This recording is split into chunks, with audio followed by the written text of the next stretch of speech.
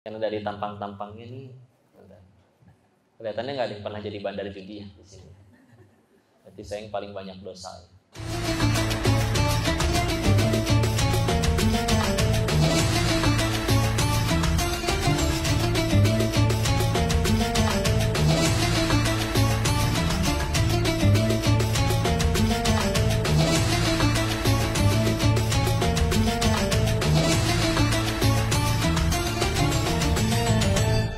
Bayangkan betapa repotnya nyolongnya berhasil terus, tapi nggak pernah dihukum di dunia, dibalasnya nanti semua setelah mati. Asli lebih repot. Makanya kalau kamu tahu siapa yang nangkep atau yang laporin saya, tolong bilangin makasih ya. Saya belum bisa balas budi, mudah-mudahan Allah memberkahi beliau. Jadi ngaji itu, kenal Allah itu nggak cuma sekedar supaya pas ada masalah atau tahu aturan fikih, oh cara puasa tuh gini, oh aturan sholat tuh gini, nggak cukup. Tapi bahkan lebih tinggi dari itu, nentuin kebahagiaan kita juga soalnya. Ya, perhatikanlah bagaimana para nabi-nabi Allah pahala banyak, dosa maksum bersih. Kok ujiannya berat banget? Tapi apakah mereka sedih, pundungan gitu, nyesel, ngambek gitu? Ya Allah, kieu-kieu teuing atuh ujian teh. Pan saya teh nabi. Untungnya nggak ada nabi orang Sunda ya. Kok gimana udah lewat ya, kalau ini kemarin lewat karena tidak tahu ya. Kalau karena tidak tahu itu beda cerita insya Allah, daripada yang udah tahu tapi tetap sengaja ngelakuin ya. Tinggal mudah-mudahan tinggal nggak usah dilakuin lagi ya. Bismillah. Toh kabar baiknya kalau Allah udah benci sama dosa-dosa kita, gampang dimatiin aja waktu lagi maksiat. Ini masih pada hidup. Apakah karena kita semua nggak punya dosa? Kan bukan. Karena Allah menanti tobat kita ya, ditungguin. Waalaikumsalam warahmatullahi wabarakatuh. Nama saya Dewi, saya dari Kadin bersama teman-teman. Iya, Ibu. Punten Koh Denis. Mangga. Mungkin kita mau mendengar lagi, bukan kita ya, saya sih pribadi ya khususnya. Ya. Kan Koh Denis kan mu'alaf, terus masa lalunya di dunia yang penuh dengan maksiat mungkin ya, karena judi ya, dunianya perjudian. Terus Koh Denis kan masih muda. Gimana Koh Denis bisa mendapatkan hidayah dan istiqomah hingga saat ini gitu. Seperti itu mungkin bisa menambah inspirasi dan pelajaran buat kami, terutama juga untuk mungkin anak-anak juga ya di rumah. Belajar Koh. Terima kasih. Waalaikumsalam warahmatullahi wabarakatuh. Saya sudah tidak muda lagi ya ngerasanya. Saya udah ada ubannya loh. Saya lahir tahun 91, seumuran 91. Jadi kalau ada yang usianya di atas saya, berarti pahalanya banyakan dia. Kalau ada yang usianya di bawah saya, berarti dosanya banyakan saya. Dosa dia lebih sedikit. Karena dari tampang-tampangnya nih, kelihatannya nggak ada yang pernah jadi bandar judi ya di sini. Tapi saya yang paling banyak dosa. Dunia perjudian iya, tapi dulu saya jarang main judi. Karena saya yang bikin tempat judinya. Ya. Karena kalau main judi mah pasti kalah. Mendingan jadi bandarnya, nggak bisa kalah. Kalahnya satu sama aturan Allah. Ya.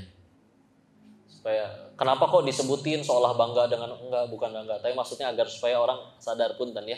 Saya banyak diminta untuk bicara tentang masalah perjudian. Yang dihadapi itu misalnya kayak di pabrik, Bu, banyak karyawannya main judi. Kenapa sampai istilahnya di spill bahwa ia dulunya pernah di dunia seperti itu, agar supaya maksudnya tuh punten ya, bandarnya aja berhenti gitu loh maksudnya. Nih Bu, pemain tuh gampang tobat Bu. Kapan? Karena pasti kalah. Ya, kalau dia udah mentok duitnya habis, mau nggak mau nangis ya, sujud juga. Jadi kalau jadi bandar kapan tobatnya? Karena menang melulu. Ya, nggak bisa kalah. Tapi kalau udah nyari Allah mah udah bisa. Sehingga akhirnya mau nggak mau ada satu bagian tersebut yang sama sekali tidak bisa dibanggakan dan amat sangat saya sesali. Tapi ya pelajaran kehidupan aja di sana. Ya udah berarti ta'aruf ya, kenalannya. Lengkapnya sih di buku sih ini ada ya. Tapi barangkali lebih suka nonton daripada baca. Ya udah ya kalian. Saya lahir di Bogor. tahun 91 itu di Melania. Tahu Melania nggak? Tahu. 4 bersaudara lahir di situ semua. Saya anak pertama. Sekolahnya di mana? Di seberang. Ada Mardi Waluya. Dulu Mardi Yuwana 2. Ya. Dulunya lagi Santa Maria. Ya. TK sampai SMP di situ. Kenapa cuma nyampe SMP? Karena cuma nyampe SMP. SMA-nya di Mardi Yuwana Sukasari. Ya. Ayah sampai sekarang lagi di Lawang Seketeng tuh jualan ikan asin. Silakan kalau mau nyari sotong, teri Medan. Jangan jadi jualan ya. Ya kurang lebih seperti itu. Terus awalnya ada kondisi ya, dimana mau nggak mau, ya ayah sempat bangkrut. Saya anak pertama dari 4 bersaudara. Beliau sempat sakit. Intinya pengen nolongin lah. Dan ada jumlah hutang nominal yang tidak biasa. Jadi pengen berusaha ngebantu. Dengan lemahnya iman dan bodohnya akal, mengira bahwa kayaknya solusinya jadi kaya deh. Kayaknya jadi kaya itu enak. Alasan orang pengen kaya kan cuma satu, yaitu karena belum pernah kaya. Ya. Karena belum pernah kaya, saya kira kaya itu enak. Ya. Ya ada sih yang kaya enak asal beneran soleh ya, bukan kaya dari maksiat. Koruptor mah kayanya nggak enak. Ya. Maka ya sudah, dengan lemahnya iman berangkat ke sana. Ada yang ngajakin. 2 tahun di sana kerja di kasinonya mereka. Setelah 2 tahun saya resign, terus akhirnya membangun kasino sendiri. Tambah ngaco. Ya. Duit, jelas tambah banyak. Udah belajar sistemnya, udah paham lah itu istilahnya. Mentoknya satu sih, sama aturan Allah. Ada 3 fase yang pertama saya catat dulu ya. Pertama, jadi kalau judulnya dunia itu masih bisa bosan. Ibu doyan makan apa misalkan? Steak. Ibu makan steak yang sama setahun penuh sehari 3 kali. Bosan? Gak cuma bosan, gumoh bisa jadi. Ya. Kalau kita ngerasa kok nerima duit 100 juta tuh kayaknya enak ya. Kalau pertama kali mungkin kerasa bahagia. Tapi tolong terima uang 100 juta setiap hari selama bertahun-tahun. Biasa aja, mati rasa. Kalau belum pernah silakan cobain, tapi jangan cara yang haram juga ya. Maka ketika sudah mulai jenuh, mungkin saya cuma kurang kaya kali ya, makanya jenuh. Jadi nyari circle gaul dengan bandar judi yang lebih besar, yang lebih kaya. Permasalahan mereka lebih aneh. Kadang di restoran bagus kayak begini, di seberang jalan ada restoran tenda biasanya, kayak pecel lele gitu ya. Dia bisa murung ngeliatin yang di tenda seberang jalan. Ada anak yang lagi nyuapin jeruk ke ibunya. Dikupasin, ambil serabut putihnya, dianterin ke mulutnya. Bahkan tangan si anak udah siap di bawah bibir ibunya buat nerima buangan biji dari mulut ibunya. Si bos bandar judi ini bilang, anak gua gak pernah tuh kayak begini. Berusaha ngibur dong. Anak lu kan kuliah di London, di Jerman. Anak kurang ajar, kalau gak minta duit di reject gua nelpon. Ya. Giliran minta duit aja nelponin terus. Bini lu kan baru lo beliin BMW. Nih supir ngirim foto. Dia lagi bawa berondong berzina di mobil baru itu. Ada kehidupan kayak gitu tuh. Kehidupan konglomerasi itu ada yang dinikahkan hanya untuk menikahkan perusahaan. Padahal suaminya punya simpanan, istrinya punya simpanan. Dua-duanya sama-sama tahu tapi bodo amat. Yang penting kita tambah kaya. Ada yang kayak begitu. Ya. Sampai kadang mohon maaf ya, di tempat hiburan malam pun, contoh mohon maaf, ya, tempat dugem gitu ya. Ini jelas orang mabok, pemuda. Kita kan kadang ngobrolin, tahun depan kita ngapain? Buka 5 web judi lagi yuk. 5 tahun lagi ngapain? Kita udah bikin PT lah udah, yang ngurusin anak buah aja. 30 tahun lagi ngapain? Kita tinggal di rumah hangat, dikelilingi anak cucu yang pada tampan, cantik, rupawan, baik-baik budi, juara olimpiade fisika. Wah, kehidupan yang sempurna. Duit gak habis-habis. Ya. Karena dia belum nikah suka diledekin kan. Allah, nikah juga belum, lu nikahin aja tuh yang pada nari telanjang di kiri kanan. Itu orang mabuk bisa ngomong kayak gini. Udah gila lu ya. Masa gua nikahin yang kayak gini jadi ibu dari anak-anak gua? Omongan orang mabuk. Sambil mohon maaf meluk perempuan. Untung yang dipeluk orang Thailand, jadi gak ngerti bahasa Indonesia ya. Jadi gak tahu diomongin juga ya. Mungkin kita lagi diomongin sama mereka. Ini laki-laki bojigong misalnya gitu ya. Tapi ke bahasa Thailand. Ya. Oke, dia juga berarti nggak pengen selamanya hidup kayak gitu. Si bodoh ini masih tetap pasti ada orang yang benar-benar dari dunia seperti itu dan berakhir bahagia, happy ending.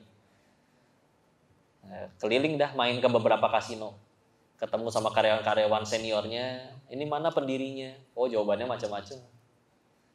Siapa pendiri kasino ini di mana? Oh, udah mati kena HIV/AIDS. Ke pendiri kasino yang sana di mana? Pindah lagi ke sana. Ini kemana pendirinya? Masih di penjara kan, dikhianatin anak buahnya 5 tahun lalu. Ada nggak sih yang sampai detik ini masih tetap kaya? Ada sih ada, tapi ya gitu ya, agak gila. Anak-anaknya mati overdosis narkoba semua. Gak ada yang happy ending. Dunia mulai membosankan. Yang selamanya enggak, yang di situ nggak ada yang pengen selamanya di dunia itu. Dan udah benar-benar lama tidak ada yang berakhir bahagia. Saya kehilangan alasan buat tetap ada di situ. Mau berhenti takut nggak? Takut sama kepikiran. Mau ngapain di Indonesia ngulang lagi dari nol. Tapi saya tahu kudu berhenti. Dan pilihannya jadi bandar itu berhentinya Bu. Memang dari judinya dia nggak bisa kalah karena jadi pemain. Kecuali dia juga judi, itu ngaco. Makanya kadang ini pepatah yang nggak tahu bisa diambil hikmahnya atau enggak. Tapi ada orang Cina zaman dulu bilang kayak gini. Kamu itu jangan makan dan berak di piring yang sama. Maksudnya kalau kamu bisnisnya judi, kamu jangan main judi. Kalau kamu jadi bandar narkoba, kamu jangan pakai narkoba. Lihatlah orang yang pada punya pabrik rokok. Emang mereka ngerokok? Tuh. Ya. Nggak bisa baca mereka. Rokok membunuhmu. Yang ngerokok nggak bisa baca. Jangan-jangan. Ya. Maka, kapan bisa kalahnya? Ketika ada takdir Allah misalkan. Mati kena HIV/AIDS, baru berhenti. Di penjara, dan yang lain-lain. Karena dari sudut pandang matematikanya nggak bisa kalah jadi bandar, orang dia yang ngatur sistemnya kok. Ya. Tapi tahu ini mesti berhenti cepat atau lambat. Tapi kalau pulang di Indonesia mau ngapain? Jadi takut. Takut sama masalah rezeki. Lagi takut sama masalah rezeki. Ya namanya di kasino kalau bosen ya saya ngambil handphone juga tetap lihat YouTube. Belum masukin pencarian apa-apa. Tapi kan sudah ada video-video yang udah terdaftar di situ, yang nangkring di halaman utama di berandanya, di home-nya. Ada videonya Aagin. Yang takut rezeki tonton ini ya gitulah ya.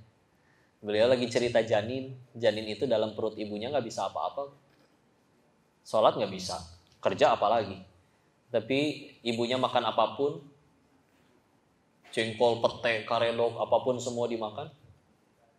Ampasnya dibuang, nutrisinya diambil, disalurin ke plasenta, nyampe ke si janin. Pertanyaannya, itu janin yang nyari rezeki atau rezeki yang datengin janin? Rezeki datengin janin. Terus kamu udah gede, bisa kerja, bisa sholat, bisa minta, bisa sujud sama Tuhanmu, segitu ragunya sama orang. Kayak ditampol itu. Karena dulu saya nggak ngerasa pintar, ngerasa so pintar lebih tepatnya. Ngerasa so pintarnya karena saya nggak nemu orang yang anak seumuran yang lebih kaya dari saya di zaman itu. Rumah pertama yang saya beli umur 22 tahun. Tapi jelas haram. Ya. Tapi si akal yang dibangga-banggakan itu takut kalau misalkan pulang di Indonesia mau ngapain. Tahu-tahu digampar dengan fakta kayak begitu. Tutup YouTube-nya, pesen tiket pulang. Nyantri di Aagin ke Bandung. Kenapa maksain nyantri? Ya, ubah suasana. Karena dengan nyantri handphone disita. Yang mau ngajakin nggak ada akses tuh. Dan udah mau nggak mau kan kadang harus memaksakan diri kan. Pernah dengar nasihat ini, malas sholat paksain sholat, malas ngaji paksain ngaji, malas baca Quran paksain baca Quran. Kenapa? Karena memang masih lebih baik memaksakan diri ke surga daripada sukarela ke neraka. Ya. Jadi jalani. Dan mungkin kata Allahnya gini ya. Saya pulang dengan pikiran, wah masih banyak. Ya uang sisa masih ada. Ini kadang suka ada yang tanya juga, balikin dulu tuh duit orang-orang yang udah. Oke, saya jawab ya. Dulu masih ada sisa. Meskipun tinggal beberapa ratus juta doang ya. Tetapi haram. Dan bacain janji Allah kepada orang yang hijrah tobat. Jadi kan kayak ngerasa, kayaknya aku akan sukses nih di Indonesia nih, meledak gitu ya.